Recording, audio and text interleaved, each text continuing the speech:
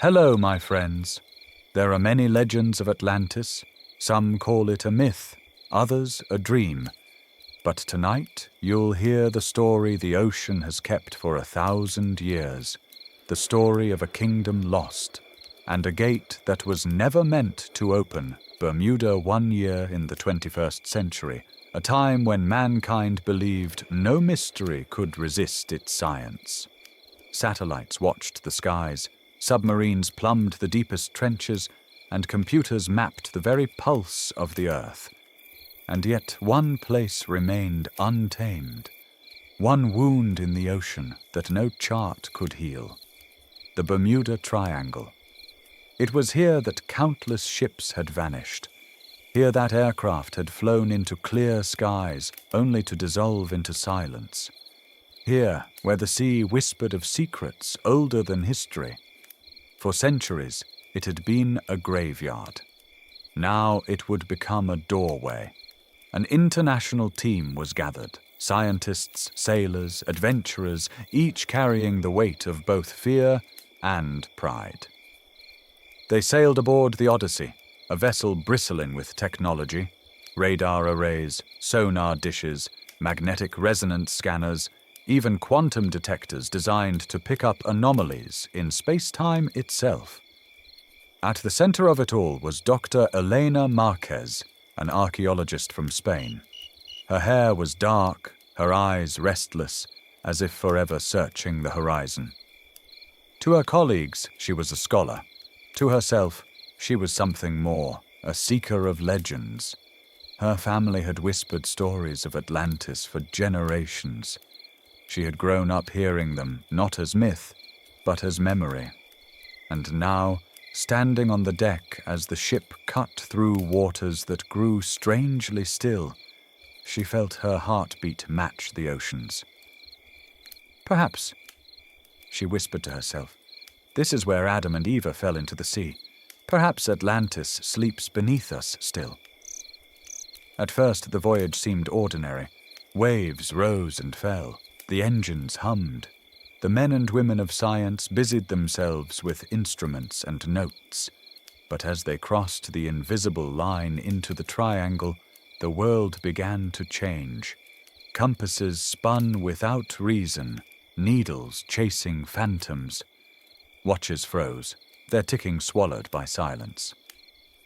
The sky, though the sun stood high, grew dim, as if a veil of shadow had been drawn across it.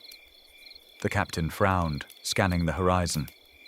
"This isn't a storm," he muttered. "The air is too still. It's as if—" His words trailed away, but every soul aboard knew what he meant. It was as if the ocean itself was holding its breath. Elena clutched her journal, her knuckles white. She had read of such things, buried in forgotten manuscripts, reports that compasses failed, that clocks lost time, that birds refused to fly over these waters. But to see it, to feel it, was something else entirely. Night fell. The crew gathered for a briefing, their faces lit by the glow of computer screens. Readouts showed magnetic fields bending like ribbons, currents that moved against the winds. A physicist tapped the screen in disbelief. "This shouldn't be possible," he said. "It's as if space itself is twisting."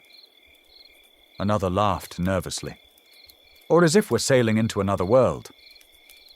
No one answered, but outside the ocean stirred. A low hum rose with the waves, a vibration that seemed to seep into bone and blood. Some of the sailors pressed their hands to their ears. Others swore they heard whispers, voices too faint to be wind, too deliberate to be chance. Elena lifted her head, and for a heartbeat she swore she heard a name, not her own, but one carried from a dream older than time. Eva. Her breath caught. She closed her eyes, clutching her pen so hard the ink bled onto the page. She wrote only one line: "The sea remembers." By dawn, the Odyssey had sailed deep into the triangle's heart. The The sky above was neither day nor night, a grey veil without sun or stars. The instruments flickered and died. Screens went black. Even the radios, filled with static, fell into a silence so heavy it seemed alive. The captain gripped the wheel, sweat beading on his brow. "Hold steady," he ordered, though his voice trembled. "We move forward." And forward they went, into waters that seemed darker than they should, toward a horizon that shifted like smoke. Every soul aboard knew they were no longer in the world they had left behind. They had crossed the threshold. They were inside the forbidden zone. The sea was silent, too silent. The Odyssey drifted forward, its engines thundering, yet somehow muffled by the waters around it. The crew leaned over the rails, peering into the abyss. No birds circled, no fish leapt. The ocean stretched black and empty, like a mirror waiting to break. Then it happened. A glow. At first faint, like a single candle beneath the waves, then brighter, spreading, pulsing with rhythm, like a heartbeat. "Captain!" a sailor shouted.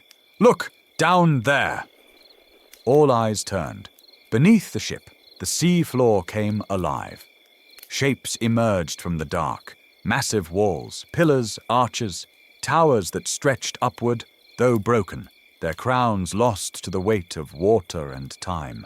And from the ruins shone a pale, green-blue light, a light that clung to the crystal walls like fireflies frozen in glass.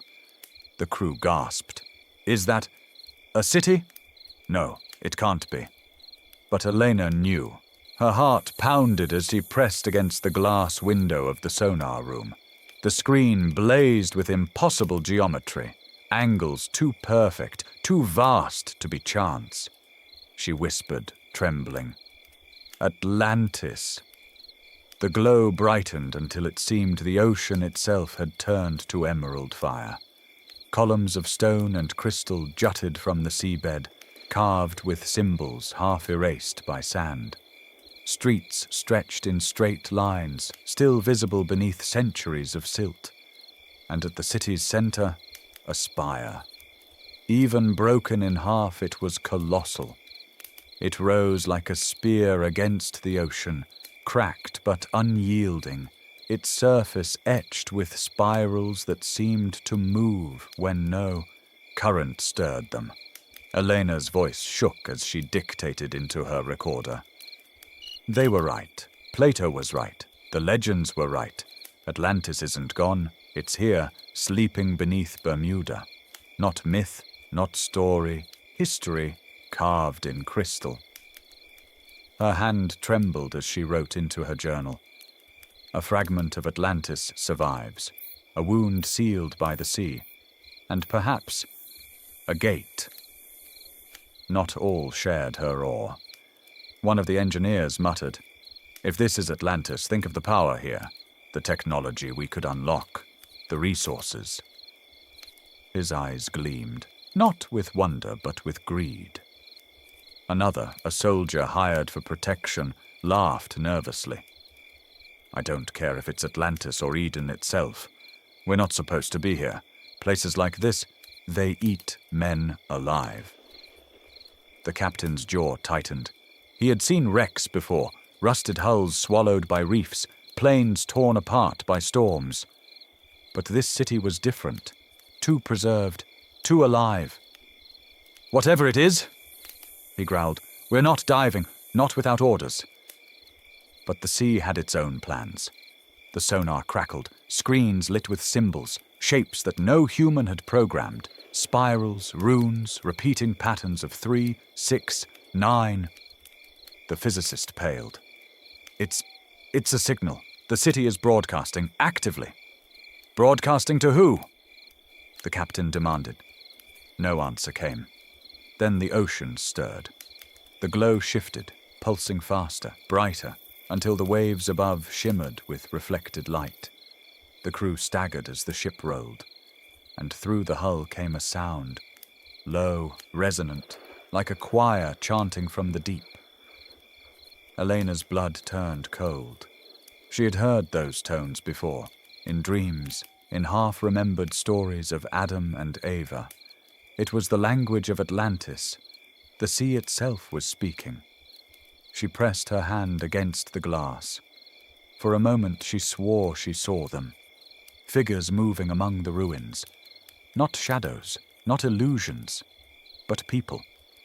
Tall, robed, their faces hidden, their steps slow, as if still walking through the streets of the sunken city. And in the heart of the spire, a throne. Empty yet alive, glowing faintly, as if waiting for someone to return. "Elena!" A voice snapped behind her. The physicist grabbed her arm. "You're pale, you're shaking." But she hardly heard him. In her mind she heard a whisper, soft and sorrowful. "We are still here, buried, but not gone, waiting, guarding, dreaming." Her knees nearly buckled. She knew then, with a certainty that burned her soul, this was not discovery, this was trespass. The glow dimmed suddenly. The chanting ceased, and for a heartbeat, all was silent again. But deep within the ruins, far below where any eye could see, something shifted. Stone ground against stone. A tremor rolled through the seabed. The city was not dead. It was waking. The ocean trembled. At first it was subtle, like the shiver of a giant beast stirring in its sleep. Then stronger, waves slamming against the hull, instruments screaming, alarms flashing red. The crew rushed to their stations. "Engines failing!" one shouted. "Magnetic field spike, off the charts!" Another cried. On the radar, a storm appeared out of nothing, a spiral of energy coiling across the screen, centered on the ruins below. The captain gripped the wheel. His voice was hoarse, yet steady. "Hold her straight. Do not let the current take us." But the sea had other plans. With a roar, the water split open. A whirlpool, vast and furious, tore itself into being. The ship tilted, its bow plunging towards the abyss. Men screamed as crates slid across the deck. A sailor was flung overboard, his cry swallowed instantly by the raging waves. "God help us!" the engineer shouted. The whirlpool spun faster, darker, its eye glowing with the same sickly light as the ruins below. And in that glow, the instruments crackled, picking up a signal, familiar, repeating. Elena's face drained of color. She read the printout, her lips trembling. It's the same frequency as the rift." "What rift?" the captain demanded. She met his gaze with hollow eyes. "The one the ancients spoke of.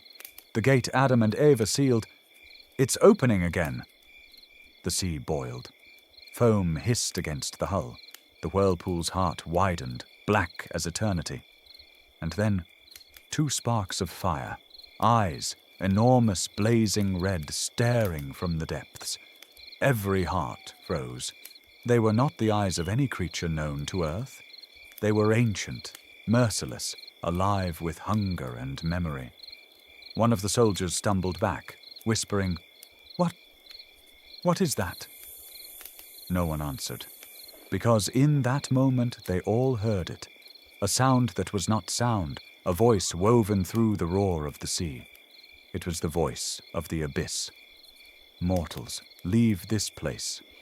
This is the tomb of our kind, and the cradle of your doom." The ship shuddered. Metal groaned. The whirlpool's pull grew unstoppable. Instruments sparked and died. Some of the crew fell to their knees, praying in every language of the earth. Others screamed and fought, clutching the rails as if sheer will could keep the ship afloat. Elena clutched her journal, her knuckles white. Through the chaos, her mind returned again and again to the vision she had seen. The ruins, the chanting, the throne waiting in silence. She felt it now. The gate was opening, bleeding through time, through dimensions. The same wound that had ended Atlantis was spreading once more, and if it opened fully, the world would drown. The captain fought the seal, shouting, "We won't make it out!" Elena lifted her eyes to the whirlpool's center, to the gaze of those monstrous eyes. And then, beneath the roar, beneath the screams, a softer sound reached her, a whisper. It was not the voice of the abyss. It was something older, kinder, familiar.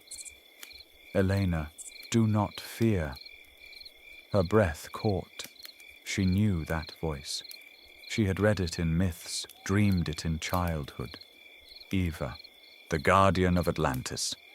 The whirlpool raged, the eyes burned brighter, the ship began to crack.